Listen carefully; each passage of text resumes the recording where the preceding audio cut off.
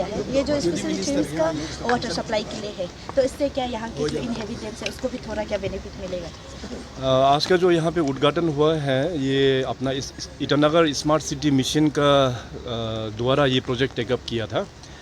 यहाँ में क्योंकि पहले मेडिकल कॉलेज नहीं था, अभी मेडिकल कॉलेज होने के बाद में यहाँ ट्रिम्स कॉम्प्लेक्स में पॉपुलेशन भी काफ़ी बढ़ गया है, क्योंकि यहाँ पे पेशेंट्स करीबन 700 बेडेड का कैपेसिटी है और आउटडोर जो पेशेंट जो आते हैं करीबन 1000 का आसपास है। फिर इसके अलावा यहाँ का स्टूडेंट्स है, फैकल्टी मेंबर्स है, स्टाफ्स है। तो इसको देखते हुए यहाँ का जो पानी का जो शॉर्टेज काफ़ी हो रहा था। पहले में इसका जो वाटर सप्लाई जो था दिन में करीबन 2 लाख लीटर्स का था, उससे काफ़ी शॉर्टेज हो रहा था। तो इसको बढ़ाने के लिए ट्रिम्स का ओर से काफ़ी सरकार को रिक्वेस्ट किया गया, तो इमीडिएटली हम लोग ने स्मार्ट सिटी मिशन के अंतर्गत में ये प्रोजेक्ट को लिया है। करीबन 2 साल के अंतर्गत में ही इस प्रोजेक्ट का कंप्लीशन होके आज इसका उद्घाटन हुआ है। इसका जो कैपेसिटी है 1.9 MLD, तो 1.9 MLD लेमेंस टर्म में बोलने से करीबन 19 लाख लीटर्स वो पर डे का सप्लाई का कैपेसिटी है।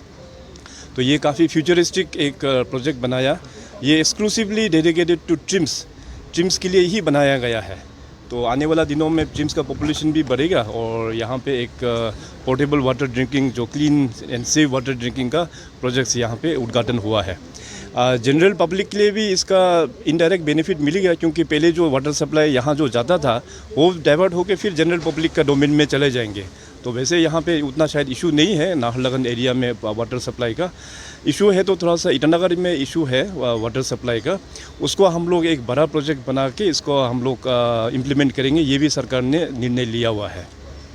जैसे कि स्मार्ट सिटी का प्रोजेक्ट का आपने अभी मेंशन किया, काफ़ी बार ऐसा दिखाई देता है जो स्मार्ट सिटी प्रोजेक्ट में जो व्हीकल आता है अभी भी उसका इतना अच्छा से इस्तेमाल नहीं हो रहा है। काफ़ी न्यूज़ बना है अरुण की टीम ने, तो उसका ऊपर आपका क्या कहना है? आप शायद अर्बन लोकल बॉडीज़ का ऊपर में बोल रहा होगा। ये अर्बन लोकल बॉडीज़ जो है यहाँ का अपना सेपरेट एक एंटिटी है। यहाँ पे जो कॉरपोरेशन है, ईटानगर कॉरपोरेशन, म्यूनिसिपल कॉरपोरेशन है, ये सब्जेक्ट उसका अंदर में आता है। तो डेफिनेटली हमारा जो मेयर साहब, डिप्टी मेयर और कॉरपोरेटर्स लोग जो है, क्योंकि क्लीनलीनेस जो है वो फर्स्ट प्रायोरिटी ही है, तो डेफिनेटली अगर कुछ कमियां होगा तो डेफिनेटली वो जो कॉरपोरेशन उसको ज़रूर देखेंगे। सर, ईटानगर में जैसे सर दिन ब दिन पॉपुलेशन बढ़ते जा रहा है और जिस तरह से पॉपुलेशन बढ़ रहा है सर, पानी का कंजम्पशन भी बढ़ रहा है सर। तो लेकिन जो सर ग्राउंड लेवल में जो काम करता है 25-30 साल से बहुत लोग हैं जो सर जो वाटर ट्रीटमेंट प्लांट में काम करते हैं, जो अभी भी रेगुलर नहीं है सर, जो मतलब अभी अपना एज लगभग खत्म होने वाला है। तो सर गवर्नमेंट जो ग्राउंड लेवल में जो काम करता है, जेई का तो पोस्ट निकलता है, लेकिन जो ग्राउंड लेवल में जो नीचे काम कर रहा है उसके लिए क्या कर रहा है सर? इसमें जितने भी जो डिपार्टमेंट की ओर से लास्ट टाइम PHE डिपार्टमेंट ने शायद मूव किया होगा, उसका शायद अंडर एग्जामिनेशन होगा। तो हर एक डिपार्टमेंट का अपना एक रिक्रूटमेंट रूल्स भी होता है। उस रूल्स का अंतर्गत में जो भी क्वालिफाई होता है तो डेफिनेटली उसका रेगुलराइज भी किया जाएगा। सर, गवर्नमेंट स्कूलों में हमने देखा 70% गवर्नमेंट कैपिटल कॉम्प्लेक्स के टोटल 70 स्कूल्स हैं, उसमें 60% से भी ज़्यादा स्कूलों में पानी की सप्लाई अच्छे से, जिसकी वजह से हाइजीन मेंटेन नहीं हो पाता है। तो आप सबसे पहले क्या डायरेक्शन देंगे सर PHE डिपार्टमेंट को? इसको सबसे ज़रूरी है खास करके एजुकेशन सेक्टर एज होल। आप सबको पता है कि कल से ही हमारा पूरा स्टेट लेवल का एक तो कॉन्क्लेव शुरुआत किया गया है, initiated by the education department. कल भी चर्चा हो गया है, आज भी चर्चा हो रहा है और उसका कंक्लूजन जो है वो कल होगा, क्योंकि एजुकेशन में हम लोगों को बड़ा रिफॉर्मेशंस का ज़रूरी है।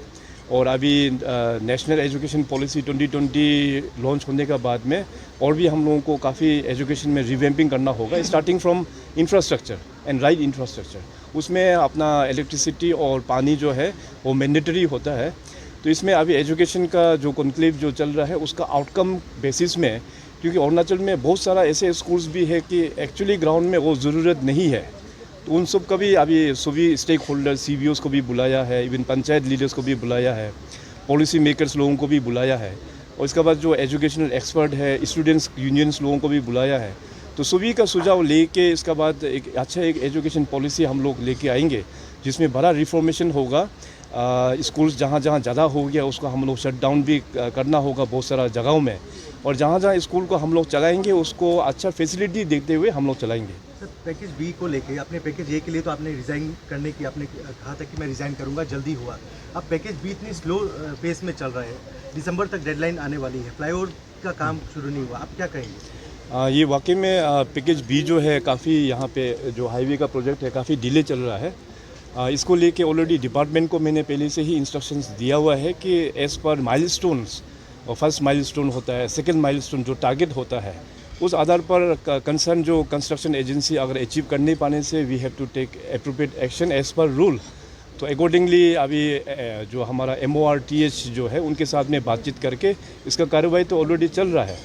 लेकिन शायद बीच में कॉन्ट्रैक्टर का भी ये कहना था कि बारिश के कारण से यहाँ पे काम हो नहीं पा रहा है, तो शायद वो डिपार्टमेंट की ओर से हमें अपडेट किया गया है कि रात को भी अभी काम चल रहा है।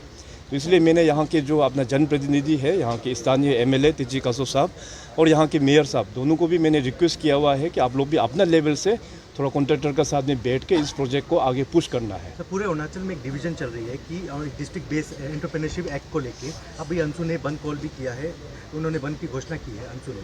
तो आप ये क्या कहेंगे, इसके लिए काफ़ी अलग अलग ओपिनियन आ रहे हैं कि डिस्ट्रिक्ट बेस एंटरप्रेन्योरशिप एक्ट को रिपील किया जाए या नहीं किया जाए, आप क्या कहेंगे? पहला तो ये अंशु बंद कॉल के बारे में जो भी पॉइंट्स दिया था उसमें आई थिंक लगभग सारा चीज़ हम लोग ऑलरेडी रिजोल्व कर चुका है। एंड होपफुली अंशु में भी जो लोग हैं अपना स्टेट का जो इंटरेस्ट में ही वो लोग भी सोचते हैं, तो वैसे बंद कॉल तो होना नहीं चाहिए क्योंकि वो लोग भी एक मैच्योर्ड एक ऑर्गेनाइजेशन है। और जहाँ तक आपने जो बात बताया कि जो एंटरप्रेन्योरशिप जो बिल के बारे में, ये फ़िलहाल तो नंबर 1 तो ये मैटर जो है ऑलरेडी कोर्ट में है, ये लिटिगेशन में ऑलरेडी गया हुआ है। और दूसरी बात ये है कि अभी इसमें डिसीजन लेने के लिए, क्योंकि ये पूरा अरुणाचल का ही बात है, तो जितने भी जो स्टेक होल्डर्स हैं, चाहे अपना कम्युनिटी बेस्ड ऑर्गेनाइजेशंस है, इसका बाद जो स्टूडेंट्स यूनियन है और ख़ास करके अंशु, तो जिन्होंने ये बात को उठाया है, आने वाला दिनों में इसको लेके हम लोग एक अंडर वन अम्ब्रेला एक छात्र छाया के नीचे में बैठकर उसको चर्चा करके जो भी अपना इंटरेस्ट स्टेट का इंटरेस्ट के लिए होता है वो हम लोग डिसीजन लेंगे।